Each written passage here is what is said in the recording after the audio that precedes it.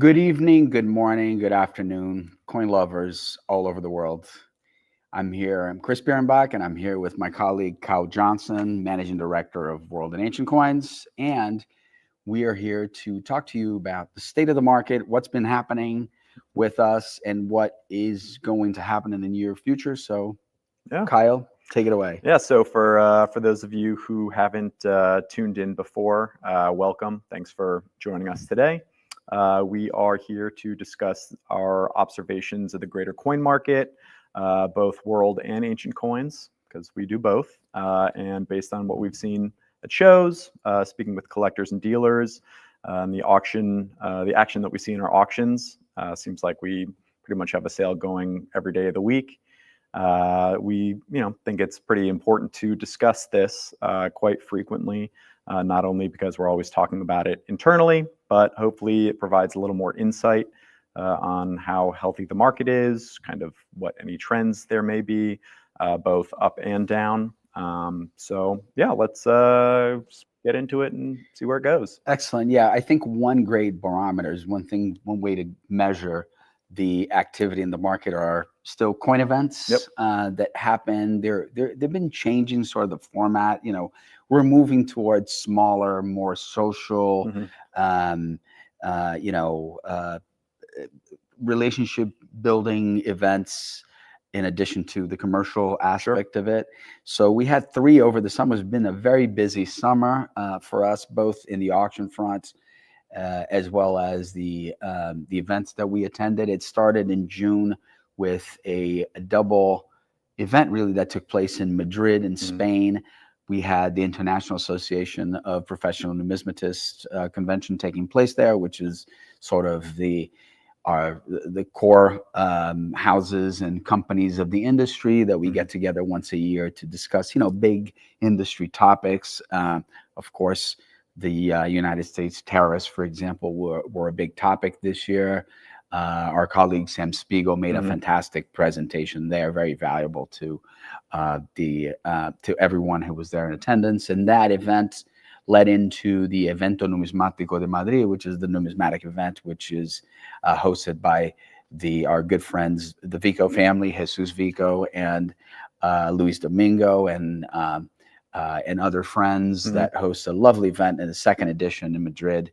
We had a visit to the Reina Sofia Museum, multiple cultural activities, as well as academic presentations. And, we had the museum bring out I believe it was the 100. It was a proof set. There was a Charlie III proof set of silver, and if I believe correctly, it was 100 reales in gold or 100 excelentes, maybe. I get the denominations confused, but anyways, it was a big medieval gold coin of Spain that they brought out to show, and it was lovely, very well attended, in right in the middle, in the center of Madrid, across from the Prado Museum.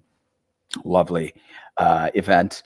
Of course, that led into the most significant event that takes place in the United States every year, the American Numismatic Association, what we call the Summer ANA, the World's Fair of Money.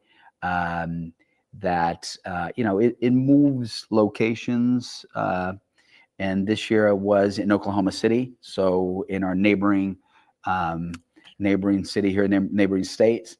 And we had the idea to invite a bunch of friends to come over to sort of a pre-ANA event here at the gallery the previous weekend, which was lovely. Everybody came to visit, and we had our lot viewing here, and incredibly well attended. Yeah, and then we all rode the bus up to Oklahoma City and spent a week there. The shows.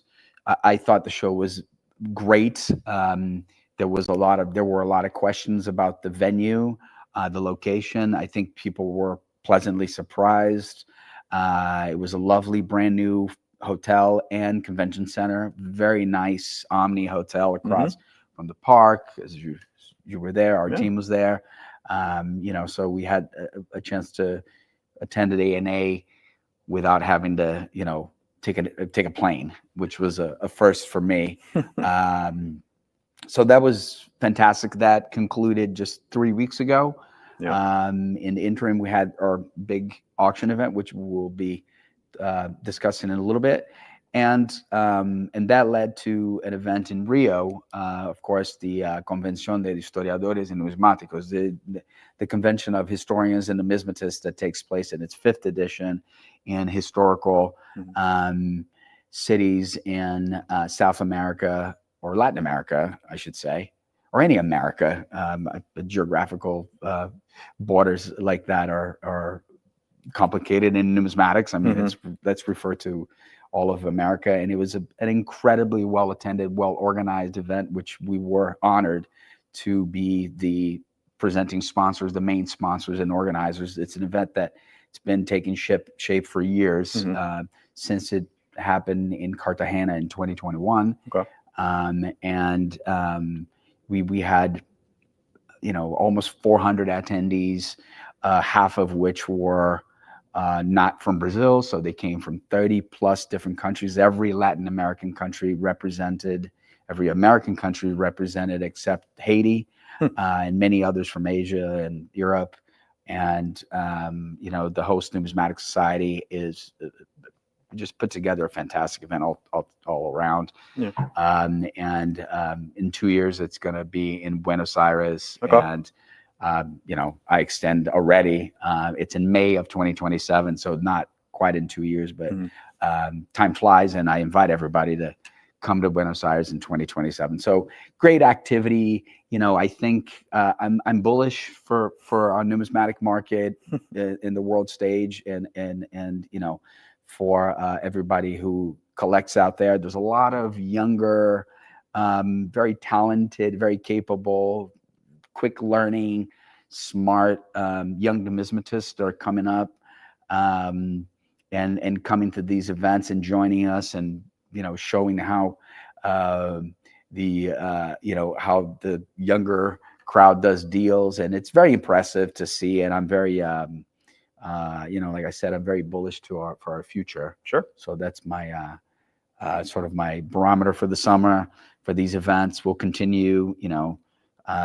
We're head to Japan next. Well, before Japan, there's CoinEx in London that Sam will be attending with Sarah Bobby, and then you and I will head to Japan to do some work there in Osaka at the Osaka Coin Show and some other activities. Sure. And we'll continue to promote our auctions for our consigners, and also promote numismatics for everybody.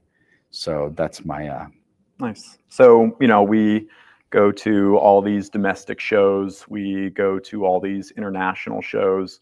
I've heard a lot of recaps, but it sounds like the conference in Rio had the best vibes, had the most buzz surrounding it.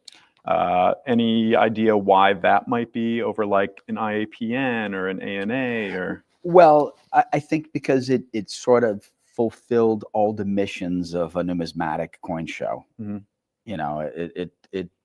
It was great if you are into the science aspect of it. There were 25 different seminars that were presented, that were translated into 3 languages by translators there in the room. Every single one had dozens and dozens of people in attendance. There were book releases. There were, there were cultural activities. The visit to the National History Museum. We took a Navy ship out on the bay. People went out to the Christ the Redeemer, up to the Sugarloaf.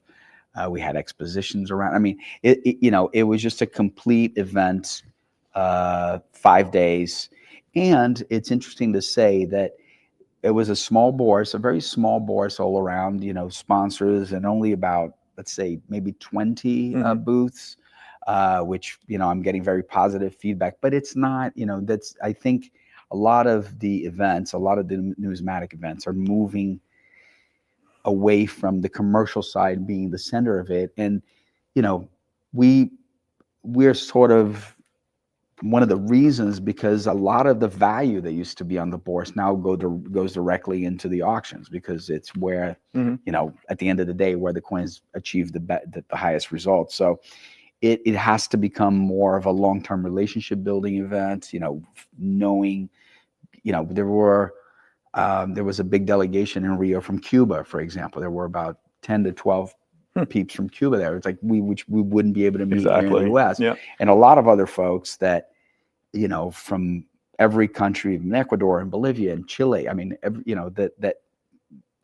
that's the event that they're going to go to, and that's going to continue to be that way. And there's other shows that are moving that way. The event in Madrid is similar. I mean, there's the US Mex in Scottsdale. I mean, it's more of of course, there's commercial aspects, there's buying and selling and trading and, looking at coins all day, because that's what we all love to do. But then there's other events too that make it interesting. So, very energizing, and and I think it puts both heritage and numismatics, Latino numismatics specifically, sort of up together with the rest of the world, which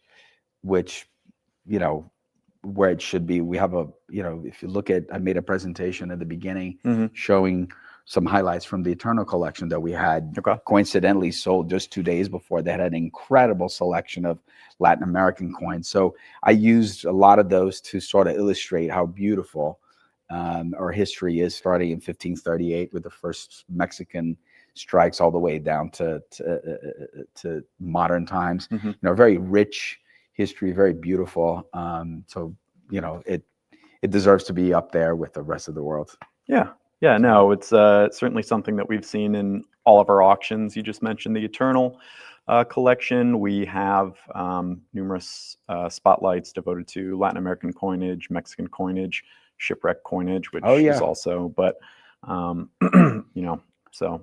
And those have a lot of space to grow. I mean, we're seeing already in Mexico. I mean, we're doing these, we go into spotlights here, and you're going to talk a little bit about them. But that's exactly the type of thing that we as an auction house can help, the whole industry as a whole, to show, dedicated sales to these regions of the world, and sort of show the richness of it. So why don't we talk a little bit about spotlights and showcases, and what have we been doing over the last few months? Sure. So for those that are unaware, our showcase auctions or spotlight auctions, these are month-long auctions, many of which are thematic, usually by a geographic location or some kind of historical era. On the world side, you think. So we've got currently, actually, these have just closed. So Great Britain, we've got shipwreck, we've got, we've got South Africa, we've got single owner sales on the right. There's the far north collection of Indian coins. So this is just a venue that has really exploded in the last 2 or 3 years. I think this year we're going to have about 101 pieces sales total. I think the first year that I was here in 2021, we had 14 of these auctions. So, we recognize that this is kind of where the market's going, at least for us, and we kind of doubled down on that with 101 sales. So, thematic auctions. It concentrates collectors, into a single auction that you just have to look at, instead of, going through a few thousand lots for some of the signature auctions. But it's incredibly successful. Most recently, we've had a lot of success with Latin America, Great Britain, Mexico, Canada, German states. And on the ancient side, unfortunately, we don't have an ancients representative anymore in Sam Spiegel, but we also have Roman Imperial Macedonian Kingdom. My favorite is the ancient art sale, actually. Out of all the sales we have, ancient art's my favorite, even though I'm not an ancients guy. What does that mean? What does ancient art mean? Ancient art. So I personally think ancient art is specifically, I love Hellenistic art. So you consider sort of pre-Roman pre-Roman coinage or even art. It's just very sort of. So what is the qualification for a coin to get in? Did it have to be specially nice for the type, specially artistic design? So for those, it's got to be, I think it's got to be star or fine style or just have really awesome eye appeal. But scrolling down through some of those results, you can definitely see what we're talking about. The quality of the pieces seem amazing. Yeah, I mean, that's and what I'm noticing. I would love to buy these pieces, Very but curated. in these auctions, it's virtually impossible for me to, because but a lot of competition. Yeah. And these get tons of views. I think this sale had 50 or 70,000 page views. Wow. And there's only maybe 100, 200 lots total. So that's a lot better than. So these are on the schedule, fixed on the schedule, and they take place every 3 or 4 months? Yes. I believe it's every 3 months. So anyone, that's the great thing about showcases and spotlights, we were talking about this before, is that it's essentially makes it very simple and easy and efficient for collectors and consigners to place their coins in very appropriate venues where their individual value will be maximized. And it does it. We do it with having these 100+ auctions in these venues that are every 2 or 3 months. We can do it very efficiently and very effectively for our consigners and collectors out there. So that's great. And again, that's the other thing. If you have a collection, you can make your own auction, your own heritage auction, just exclusive to you. We can help it build it. If it fits, obviously needs to, before, what we used to do is, like, when somebody had a collection that had different values within the collection, we would split it up. And certain things will go into the catalog sales that we always call back when catalogs were a thing, before we had much more information online and, incredible references and guides and everything. And, and now the sales are much smaller, as everybody has noticed. They're much more curated because we can dedicate sales to specific collections and sell them as a whole, which is way better, as we all know, to keep it all together and present it as a collection versus taking the higher values and putting it here in different sessions or different auctions. So, there is many collections out there that fit in our showcase format, or they can become the big anchor, like we saw before there. Like, there was a Brazilian showcase coming up. Oh yeah. And that has an anchor collection of it, the Cruzado collection, which is basically a complete set missing one coin of the second monetary system of Brazil. So, either can be exclusive for your collection, or we can build it around. I mean, we built the Gatsby collection of South Africa. We open to other consigners. It's thematic. So, lots of opportunities and things to bring your coins to our audience out there. So sure. Just a few notable stats from the last 3 months. There have been 22 spotlight auctions, 10 of which brought more than $300,000 prices realized, a ton of $20,000 plus coins. So, it just goes to show that sort of regardless of where we put them, you're going to get great value. And you're just going to have the highest prices realized, especially in these. So a few of my favorite pieces that we recently sold. So we've got let's see, Tommy, if you could bring up the Alwar Gold Rupee. Wow. So right away, you can see the price is pretty phenomenal. That's an incredible price. You're really not going to, see one of these pieces. I think actually the last time one was sold was this piece in the Eliasberg collection, but it's in an Indian spotlight that we have. I think we're actually going to increase the frequency of these for 2026, but previously we would put something like this in a platinum night and hope that it would get, you know, something comparable. But I mean, $48,000, you're probably not going to get that anywhere else for this coin. Yeah, I mean that's a go to the right a couple of the photo there, Tommy, just to see the picture in the slab. Yeah, just to see if there's any problems. It's okay. Yeah, I mean this is a really nice result for this, obviously, and we achieved that for exactly for what you were talking about before, because it concentrates the attention of the collectors in a single event. And of course, you know, having results like this pulls up all the other coins that are around it. So, you know, fantastic. There's a saying, is it the rising tide lifts all boats, or That is something right. like that? Yeah, Exactly. So that makes sense. And that's any other results or yeah. So to look at? I think the next one was a now correct me if I'm wrong. Is it Supreme Junta 8 reals? Yes.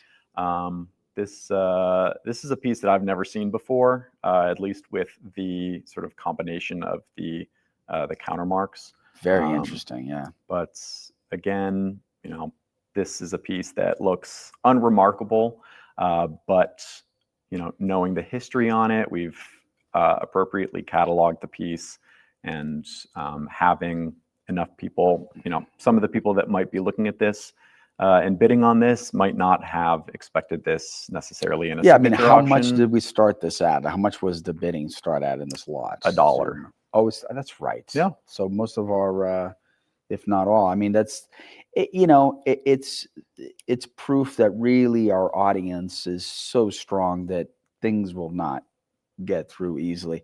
And particularly on the Mexican, I mean, the Mexican showcases have been extremely successful.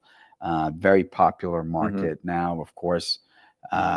We see prices going up and up on quality material. And, you know, the other thing just to mention on a lot of these showcases is this one, as well as, you know, some of the other ones that were shown before, we actually take these sales to be lot viewed at major coin shows. So this specific, and correct me if I'm wrong, but I believe this specific sale was available for live viewing at the ANA and at the pre-ANA event here. So, you know, when you have an audience that needs to see coins, we have that available as well, either here at the office or at a location of the coin show, in this case at Oklahoma City for the ANA event, which I believe we brought something like five or six of these showcases. So. Yeah, I think most major shows that we go to, they will have probably some of the more popular spotlight showcases that are auctions. available. Yep. Sure. Yeah. I think New York, we're probably going to send between 5 and 7, which is pretty great. If you know the New York International Numismatic Fair or conference, convention. Convention. Yeah. Then you know that is the place to see and be seen with world coins. That's like our ANA. But my last highlight I just want to show is this diagram of Bactria. Beautiful. I love the portraiture of Bactria and the Bactrian kingdom. This is, again, Hellenistic art at its peak, and the results kind of speak for themselves here. You know, this result approaches a much finer coin that we previously sold. You can see the strike and surface is 4-3 here, but, you know, a choice AU star fine style that we sold last year. Beautiful head. I mean, it's gorgeous. Yeah.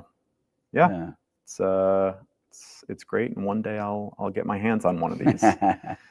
Yeah, no, just beautiful coin for sure. So we have some really awesome upcoming auctions. A few are live right now. So to close out the year, we've got Great Britain, German states, the Merrill Gibson collection of ancient coins, the Far North collection of Indian coins.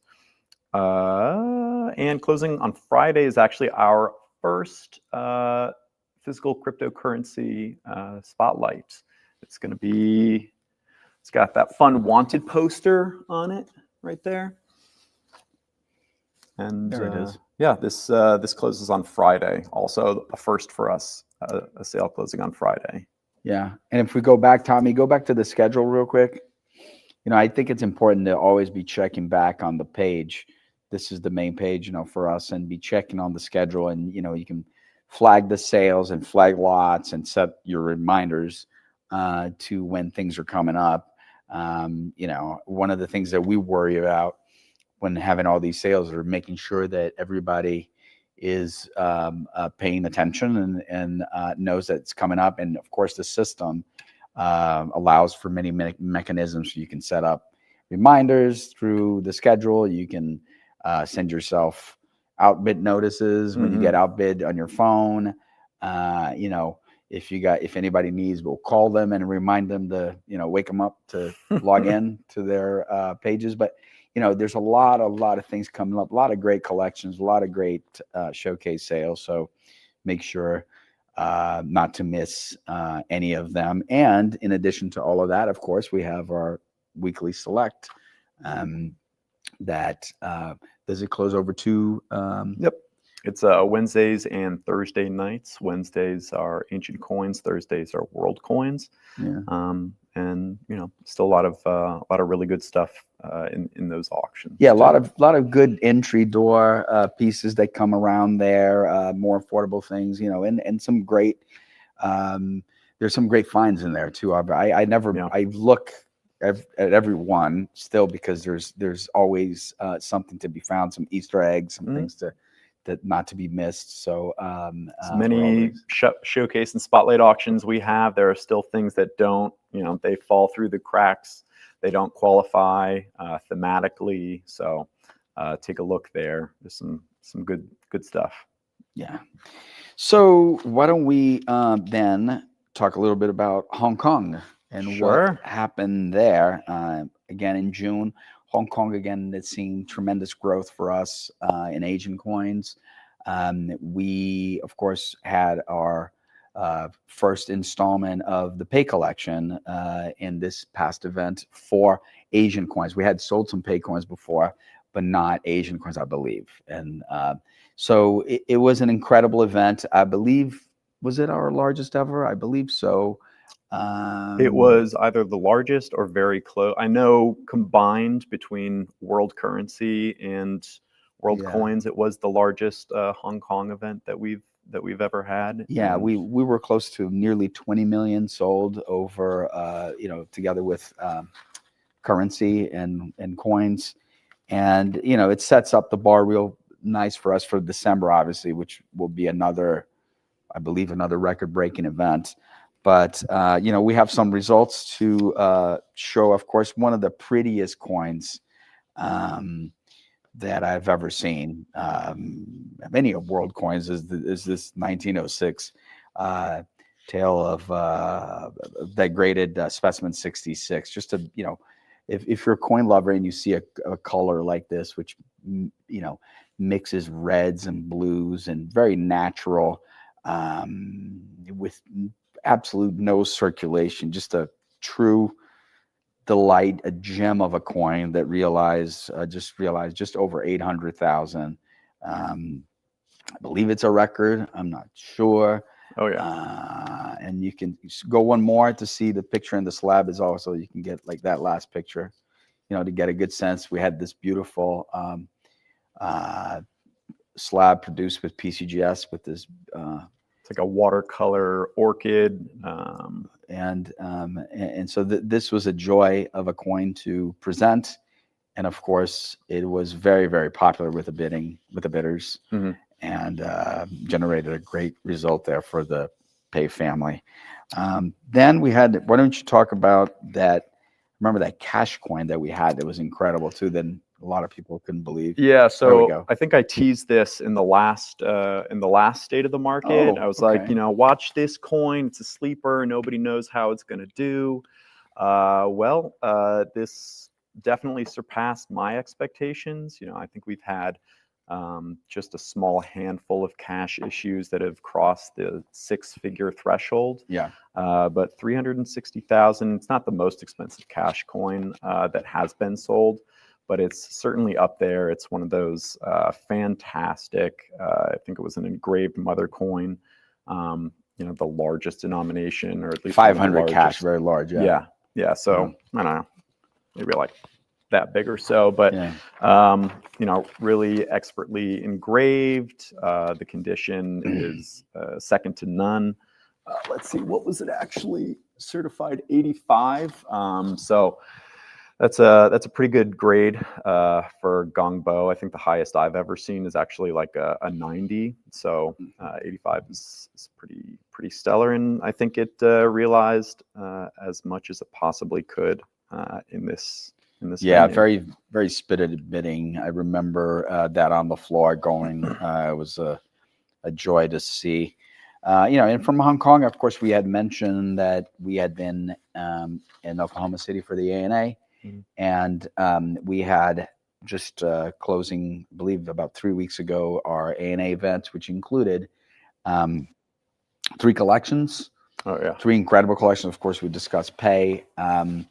And it had the Eternal collection that included Latin American coins.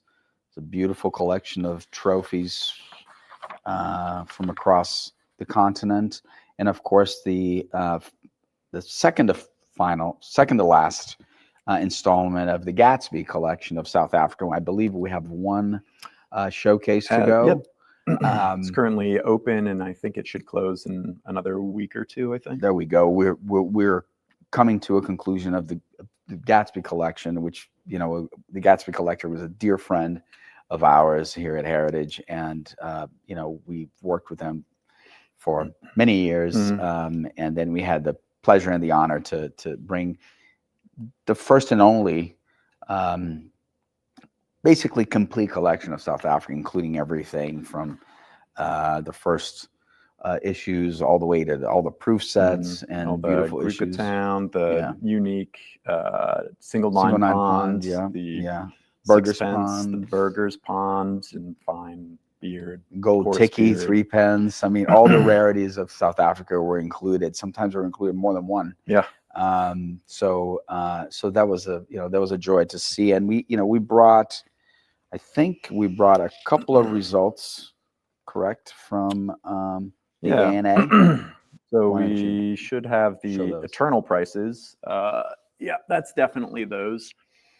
I mean, the prices speak for themselves. We've got the 8 escudos from the Central American Republic. It's the most expensive. That 1827, the second coin, if you go back 1, Tommy, that second coin there. Yeah, that was my favorite item, which was really hard to choose because it had so many beautiful items. But this is a pattern that was made in the 1820s, so very young in the issue of independent issue of Mexico, the young Republic of Mexico, made, I believe, in England. Yep. Right. William Wyan, exactly, who was a designer of many other British issues, classic stuff, very well known. And I just love the way the rays come off of the cap on this one, and of course the Mexican eagle with the snake. It's lovely. Just, if you compare it to contemporary pieces, it's pretty superior. I mean, William Wyan is a household name in numismatics, and you can see the level of engraving on both the obverse and the reverse. Plus the tone on that was kind of to die for. But Chris, what made Eternal so special? I mean, the prices are there. We can see they were great, but why was this such a success? Well, because the collector was so ahead of his time with the way that he collected. Essentially, I mean, he saw in a way the way of the future, and that is he almost didn't care about where the coin came from or the country, which is like the big broad theme that everybody collects, right? I collect Mexican coins, or I collect English coins, or I collect this or the other. And he never really had that as an obstacle to buy beautiful coins. What he cared about is buying just incredible quality, one, he never compromised. And then he wanted to buy incredible trophies. So like a special, if you wanted to buy a pillar daughter, he would buy a gorgeous 1732 or 1733, a very iconic piece.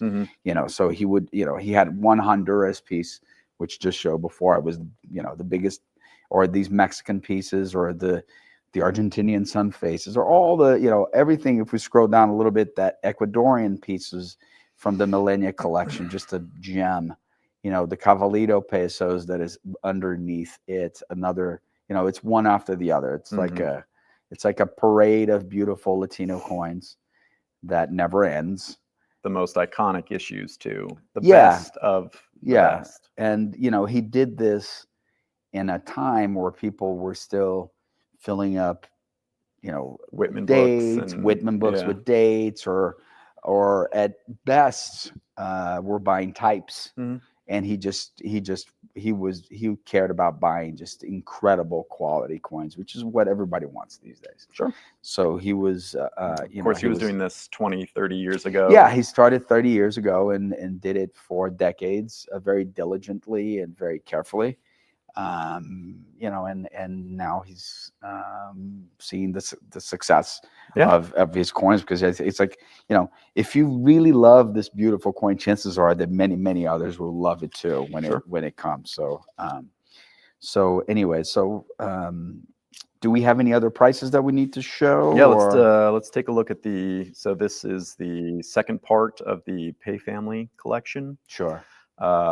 And the VOC Dutch East Indies Ducaton right there in gold. Yeah, first one. Presentation. Who doesn't love this coin? Impossible not to love. Yeah, and it's surprisingly even nicer in hand. I mean, this took sort of top honors for the entire sale. Surprising price to me, to be honest, because I don't, like this is a very, very strong price for this coin, even considering how pretty it is. We've sold others before. If it had shown to me and somebody had asked me, what do you think this is going to bring in auction, I would have told them 150,000. Yeah. Maybe 150 to maybe stretch it to 200. I mean, these used to be around 100, or below, but this one's especially nice. I would have said 150 to 200, and here it is, double that, which shows that, again, things of this quality, of this level of beauty, demand this level of bidding. Sure. Yeah, spot on. I probably would have expected, again, 150 to 200 maybe for something like this a few years ago. 2021, 2022. We've seen a lot of really amazing Dutch material come out of the woodworks in the last few years. So there you go. Perfect. Tommy, go back one. The third coin, I'd like to make a comment on, the Brazilian coin right there. Yeah, so this is a coin that we sold in 2013 at the absolute peak of the Brazilian market, when the currency was especially strong, when there were 20 or so advanced collectors in Brazil. And we sold this coin, I believe, at the time for just over 100,000. I think 110,000, which is a record price at the time. And here it is again. It came back through the Pay Family collection, who had purchased it back then, and it nearly doubled the price, or it was way higher. Again, a record for that date, and it just shows that even for Brazilian coins, I mean, you're talking about coins of this sort of level of value, are not that common, of course, in smaller numismatic markets. But it shows that the trend of high demand for beautiful, I mean, this is really a gorgeous coin. I mean, it's a very early John V piece, even though I believe it was graded AU 55, but really a specially conditioned coin there with the hair and everything. I mean, you can see there in the contrast. But and it demanded the value that it did. So again, lots of activity for Pay. You can go back now to the list. I mean, we had another couple of Unas there, of course, incredibly popular, and another Caballito that, again, very popular. Some British rarities mean, I love this, of course, this Yeah. coin. Yeah. So, what some of my takeaways from the A&A sale, especially with the three single owner, collections, is that, between Hong Kong, A&A, a lot of these collections, collecting with a focus and a purpose really pays off. Especially when you consider quality and not necessarily quantity. Absolutely. You look at Cape Coral collection that we sold over a few years. You saw the results from Eternal, the Pay Family collection. We know the prices paid for a lot of these coins.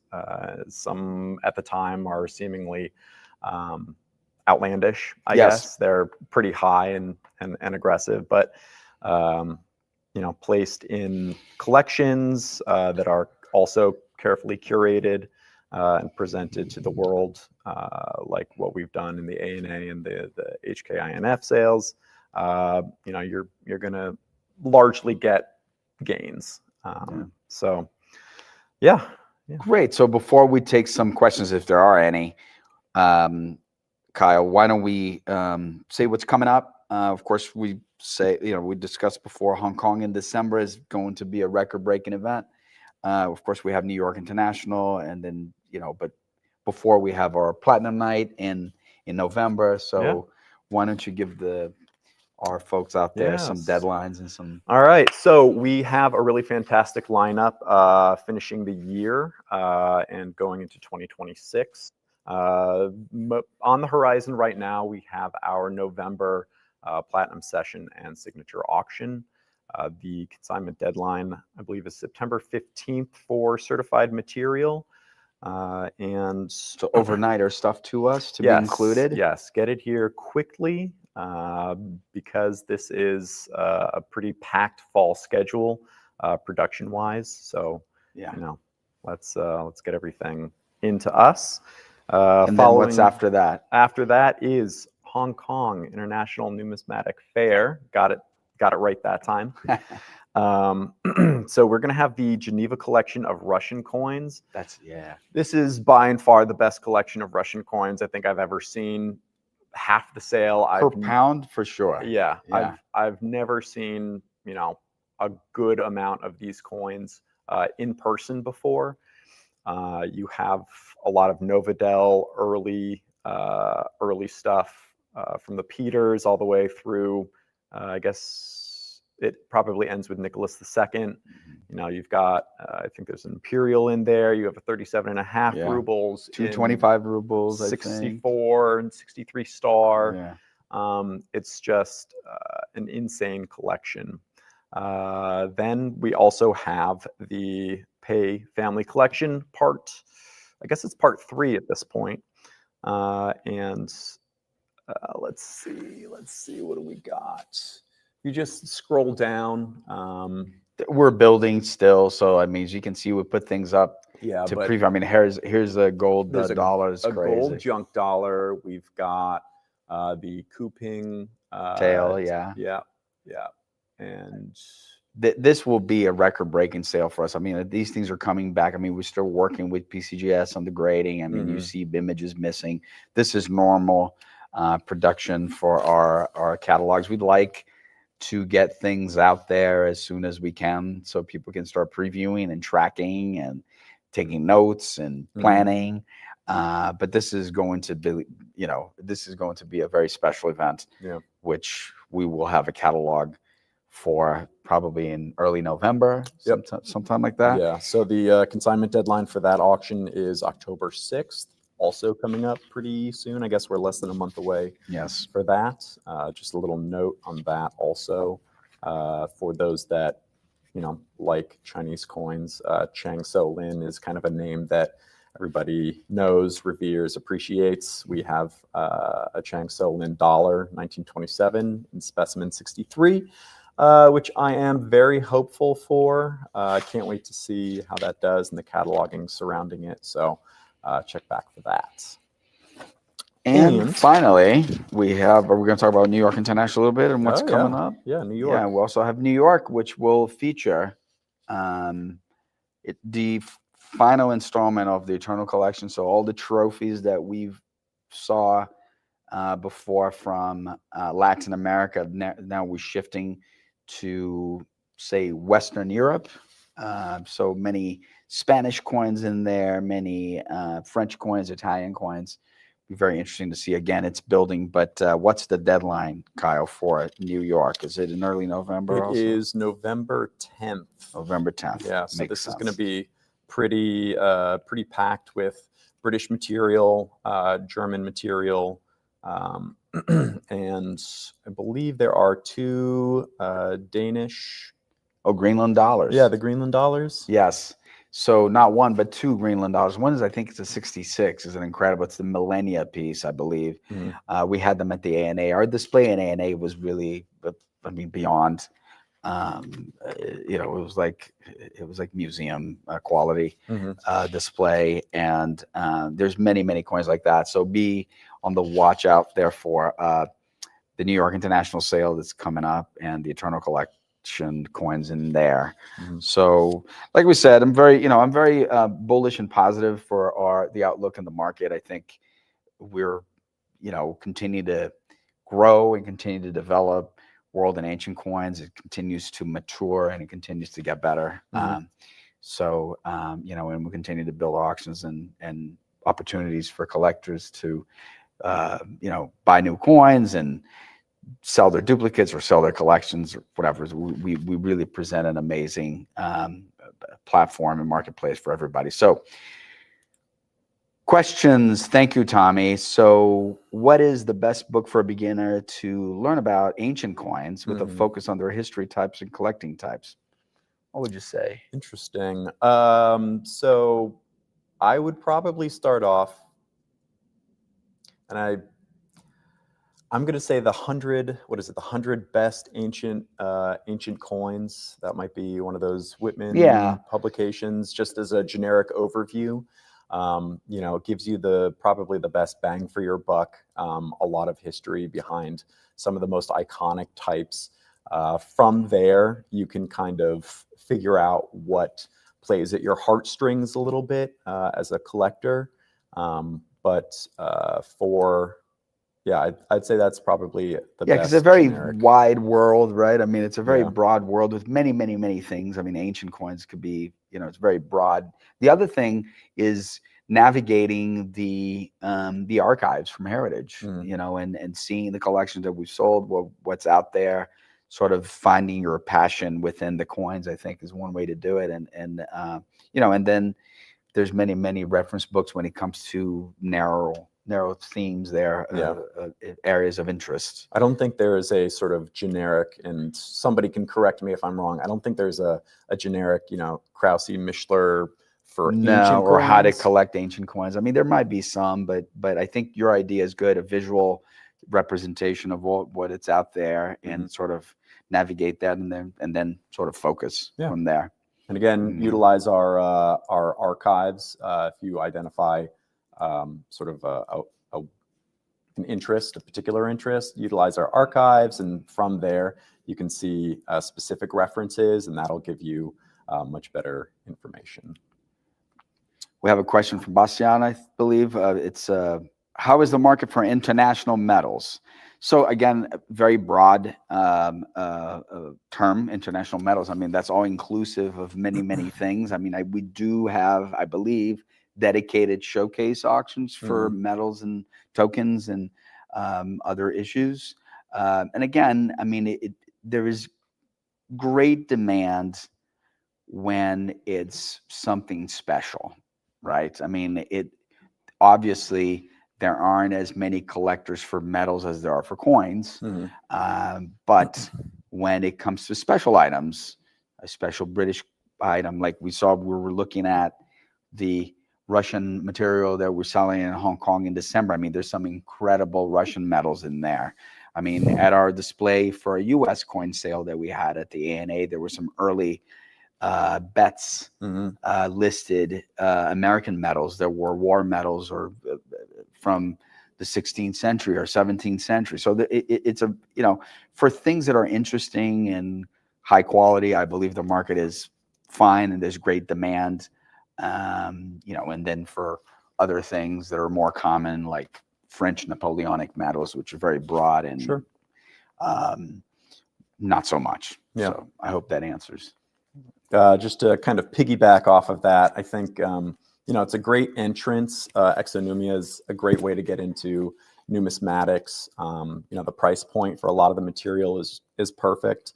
I love Good point. Condor tokens, and that's one of the ways that I got into world coins because Mhm. it's a great variety. The prices are kind of stagnant on those a little bit.